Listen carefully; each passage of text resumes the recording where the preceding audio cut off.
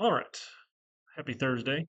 We're going to get into positional trees here. So far we used this tree as this recursive definition. Every tree is a subtree here.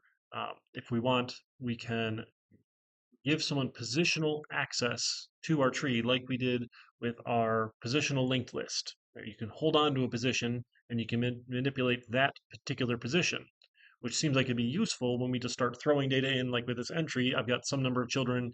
Each of those children have some number of children, and we can go ad nauseum as far as we want to go with that here. Uh, so, book again, I don't really like how the book goes and makes all these unfinished classes, and then yes, it's nice, but it's kind of confusing to follow through. So they're showing us here are the functions of a given tree. So the position gives you the data, right? The element stored at that location here. We've got that. I can zoom in a little, sorry. And then you can get the root of your tree, right? What is the root position of a tree? So we can just work all the way up here, parent, parent, parent, parent, until we find the node that doesn't have a parent, right? You can see, is this position the root? True or false? You can get the parent position of a position. Again, we want them to work with the positional portion of this here. You can say, hey, how many children does this position have? You can get the children out with an iterator. Now, the iterating is kind of cool here. It uses some fun syntax we haven't really got into yet before. This is so you can put it into like some sort of for loop. You can say for item in this collection, you need an iterator for that. So it will give you back one item at a time as you ask for it here. The is leaf, we talked about, right? I have no children. I can determine for any position if it's a leaf position or not. The length is just the number of items in the tree. This one's not positional, right? This is just the length of the tree itself here. If the tree is empty, give me all of the positions in the tree. And we did some of the iterators. We did the breadth first traversal. We did the depth first traversal. We did there's a couple ones here.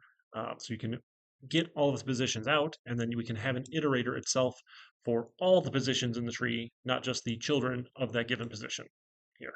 Um, again, you pick whatever sort of way you want to iterate over this here with our iterator. Um, and then they say, hey, let's just go make this class here called tree that doesn't do anything, but it has all the functions. Right? That's the idea. This is the abstract class. Everything will inherit from this here because we can make these differently. We can make a linked tree or we can make an array-based tree. The how we store behind the scenes doesn't matter to these functions. They will still do the same thing here. So it's setting us up so that we can make different implementations. Right? This idea, it's abstract. Whoever's using my tree doesn't need to know if I'm linked or array based. It might be good to know which one they're going to use because they perform slightly differently. And if we're not keeping them in good shape, right, our array based one uses a whole lot more space than we need to.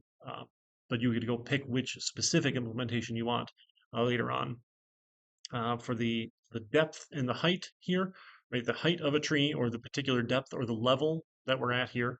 Uh, this one just says, hey, 1 plus the depth of my parent. And this is going to be recursive then, depth of the parent, depth of the parent, depth of the, so we're just adding up 1, 1, 1, 1, 1 as we go here using a recursive call. Ours, we just walked it, right? We followed that link here. We just said, okay, let's just keep on going. We didn't need recursion because we could just follow our links here. Right? But again, we weren't using positions with our version here. We just said, let me look at all my links that I had because we were a linked tree, right? So we'll just go up and go up and go up. So if we don't have the links here, that's the problem. So this allows us to work with no matter what kind of tree we have. You don't have to have links, right? If you're an array-based tree, you just say, hey, get me the parent position and keep on going. Whether or not it's doing the arithmetic to say, hey, that's my number minus 1 divided by 2, floor divided by 2 to get to a different index, or I can walk the link, right? It takes whatever version of parent we've written and we'll work with it. So this definition can be part of the abstract class here. It will work the same way no matter what. And that's kind of fun, right? We write the code once and it works everywhere as long as we actually implement parent. Versus our version, this only works with the linked version. This doesn't work with our array-based version because there's no parent link. That's all. Um, and then for height, right? I think we did the terrible looking one. He loves these one-liners. They drive me a little bit crazy here, but people who write Python love one-liners here. So it's the max of the depth of positions for every position in positions if we're a leaf. So it's a little bit optimizing here. If we're not a leaf node, don't bother. We don't need to calculate it. So it's saving a little bit of time because you're not going to be the max height if you still have children, right? One of your children might be the max height, or your children's children. So it's just filtering out. It's not bothering to calculate the depth for anything that isn't a leaf. And then we'll go find the depth of every leaf node in the tree, and then return the max of that with a one-liner. So, and again, this will work for array-based trees or linked-based trees as long as we've defined positions to be this iterable, I will give you every position in my tree, right? So Max can operate on an iterable. So this iterable is going through and giving you the depth of every one here. So it's essentially giving you a list of depths. Spitting, sorry. Wow. So you can use Max can take in a list, not just what. Yeah, usually you'd use it on a list. You would use max on a list or a tuple. I'm just using it like you just pass it to something. Yeah, and you could, yeah, you pass a whole I list of just everything. Yep. didn't know. Yep. Uh, so with this one, like we talked about, when we calculated depth the bad way, where we get our height here, right, is terribly slow because we had to go through every node, right, and ask what's the depth of that node, right? There was no optimizing it. We could have skipped if it was a leaf. Sure, I don't know if we even had that in here. We didn't bother checking for leaf or not. But this is going to be terribly slow because for every node, it has to go and calculate the depth. Even if we skip half the nodes, right, we're still doing n squared operations here. This one's terribly slow for us here. Not a great case. So the better way to do it here that, excuse me, he has is instead of going to every node and counting up, it says, let's start at the top and count down, right? So we were able to optimize some of these things before when we, like with our recursive function for the Fibonacci sequence. Instead of counting all the way back down to one and adding up a bunch of ones, we just counted up, right? So this same sort of idea, it's taking the height of all of the children here, adding one to it, finding the max height for all the children, adding one, finding the max height for all the children, adding one. So this every um, child then is just saying, hey, if I'm a leaf, there's no more height here. I'm done. That's my base case. Otherwise, it's one plus the height of my child. So this only runs n times, right? Because every node is just getting, I'm plus one, right, for every node, every leaf here. Uh, so this one is way faster for us that way here. So, and again, this works whether or not it's positional or array-based because we just use the children function here. Um, right, and then this one, right, is the private helper function. Right? Notice the little underscore. We don't want anyone to access this directly because you have to give me a position, right? Having to give me a position makes it a little bit harder to work with, so we can use a public function like height that says if you don't give me a position, I'll assume it's none, and if it's none, I'm going to start at the root here. If you do give me a position, I'll just calculate the height from that position, right? Because it's this recursive definition. We'll pretend that's the tree rooted here. Starting at this position, we're only going to look at the children, right, of that one here. So we'll see of the subtree, what's the height of the subtree, which is kind of cool. It works that way as well. So you can give it a position and figure out all the heights there. And this gets to be useful once you get into the binary search trees and doing balancing. That's all stuff you'll get into the data structures algorithms analysis course. We don't get that really ugly chain structure. That's here's this with a right child and a right child and a right child and a right child and a right child and a right child, and just get a chain because we know that's terribly inefficient here. So we can balance those sorts of things by checking the heights of our subtrees and doing sorts of some cool stuff here you'll get into later. Uh, that one's cool. And then our binary trees, we'll go through all that one. Binary trees. There's the linked binary tree. Where's our, that's the array-based version. Here, the linked structure for a general tree, right? This sort of idea. We've got some parent, we've got some n children, and then data that we're storing here, right? Our children then just list out to more of these trees, right? So again, recursive in nature, which is really nice. Most of these are pretty quick, right? We're storing a bunch of data and amount of data, right? And as long as we've used the right depth calculation, that can go pretty quick. And we did our traversals. We did the in order. We did a breadth first. There's a couple fun ones we can go through as well. I think that one's pretty good. Here's the syntax for the traversal. Let me grab that one here. So when you wanted a positions list, you just give it whichever order you want it to go in. So if we took a look at the, where's the in order? I like that one. where's our, uh, to make our own iterator, we use the yield keyword. That's Python's shortcut to say, all right, I'm going to give you back a value and wait for you to ask for another one. It's not multi-threaded, but it's like, hey, I'm going to hang out here and wait. I know where I left off here. You can go do your thing in your for loop, and then when you're ready for the next item, I'll give you the next one. Right? The code will then continue running. So it runs and like pauses here, sort of like a function. We're not returning though, because returning would end it.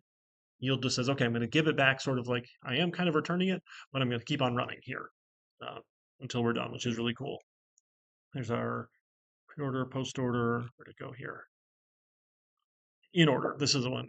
So like a breadth first traversal, we could yield the given position, right? For, hey, here's the position you want, and then I'm going to go grab all of the children here from that position, add them to that queue, and then I can start giving you those children. Right? So we did, hey, start with this one and then get all the children. For each one of those, add all those children to the list here, and go to the next one, add them all to the list, go to the next one, add them all to the list. So they go in order, like level by level by level by level as we go here. Or an in order traversal is actually pretty quick, right? If we don't have a left here, right? If the left is not none, I'm sorry, if we do have a left, then go left, right? Subtree in order of your left here. And this will recurse and recurse and recurse and recurse. So as long as we have a left, left, left, left, left, left, left, right, we're going to keep going left. We'll hit that leftmost node, give it back, right? Then we'll yield. And then when that comes back, we go back, okay, there's no more lefts here. Now, the node that had the left, and then we go to the right. And that's the in order. This is much more fun when we get to our binary search trees that are stored in a sorted order. Here, the in order traversal makes a whole lot more sense for how we're storing it. So we'll get into that in 2 weeks, right? Where's our I think we take a detour right next week, and then we come back to binary search trees. Pull this up here. Yeah, we'll do our maps next week, and then we come back to search trees, and then we'll look at actually doing the in-order traversal in the binary search tree as we go, which is a lot of fun. And then it goes through some applications of it, which is cool. I think that one's pretty good. Yep. All right, and then the heaps bit here, we got through, I think, everything we needed in heaps to make a minimum priority queue. We did our implementation of it here, and it runs pretty quick. Python has a heap priority queue built in, right? Just like it had a stack, just like it had a regular queue. It has a priority queue you can use. But then looking at the sorting is kind of interesting. That's kind of the cool bit here as we go. We go look at our sorting. Pull that down. I should learn how to scroll better. Sorry.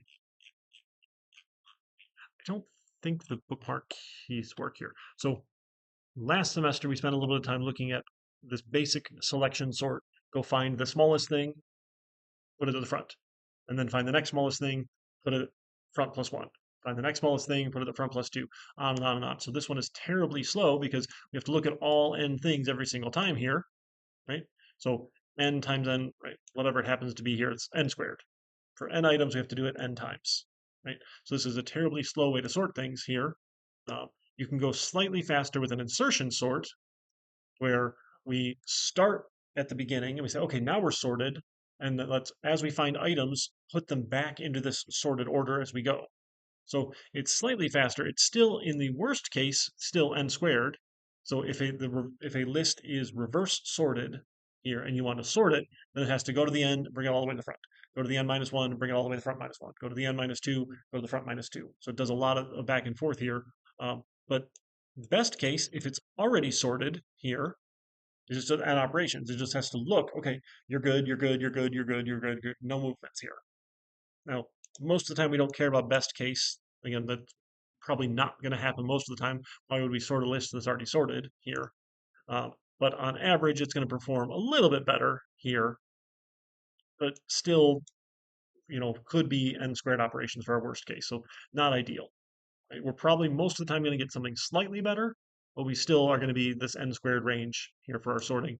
So when we use the heap here, we can do a heap sort to get a faster sort, which gives us n times log n. here. Because remember, when we move things through the heap here, it's logarithmic because there's only so many levels based on the powers of two, and we're getting logarithmic to the total size. Because you get one item and then two items and four items and eight items and 16 items and on and on and on. So every level we can sort so much more, and you only have to do those many comparisons up your levels as we go. So you can sort very quickly here uh, with your heaps, and you can do it very memory efficient as well. You can sort it in place, essentially, here with our items. So we don't need to make a second list to store all these items here. We're not doubling our memory size here to do a sort here. We do it in place and we don't use a whole lot more memory. So our sort becomes very efficient here with a heap sort. So that is a somewhat common way of sorting. There's other sort methods you'll get to. I don't think we do it a little bit more in sorting and selection. We'll talk about the whole chapter on it. There's a couple ones that are generally faster, that are more commonly used, and we'll take a look at those briefly. And again, you'll come back to that as we go, or in 350 in the data structures algorithm analysis course. Uh, and then the last thing you might want to do is this adaptable priority queue, so that hey, I need to go and update some particular value here, right? I might need access to other things rather than I can only touch the item at the top. That's all. So it gives you a little bit more flexibility in working with more items off of it here is all. And you can build those out in Python. And in his version here, he does it as a map where you have a key and the associated value. We're not doing maps till next chapter anyway, so I don't know why he starts it now, but you can store a key with an associated value here, or we just care about the keys. You don't need to have the associated values. Both will work here with these versions, but we'll look at those next chapter. So the Python implementation to do your adaptable heap is fun. Um, and then, right, min priority queues, you can also make a max priority queue. You just flip your greater than the less than's, right? So it just depends on which one you want to use here. And I think that actually gets us through all the stuff we needed to finish out our trees and priority queues chapters. We're gonna go over the solution to the project. We'll just push that off a little bit till next week. So we'll come back on Tuesday. We're gonna do a lab where we use heaps and we use our trees, our end trees, just to put stuff in it and kind of practice using some of those links here as we go. So we'll actually build out the positional piece if you don't have it all yet. Um, I didn't finish all of it here, so we can add in the bits to make our end tree positional. So I can give you back a position. We can do the iterators for the children and just go through and use it just to say, hey, we've exercised it here and it does work. So that one should be fun for lab on Tuesday, and then we'll get into new stuff and build out our maps and hash tables. And then on the 19th, actually, I'm going to be gone. I've got an all-day meeting I have to go to for a statewide thing. Actually, sort of interesting sounding. Usually I hate meetings, but this one might be cool. So the 19th, I will be gone all day. So we won't have class the 19th, but I think we can get through all the maps that we need to, maps and hash tables on the Tuesday. Okay? All right, awesome. I think that's all we got today. Got questions? Let me know.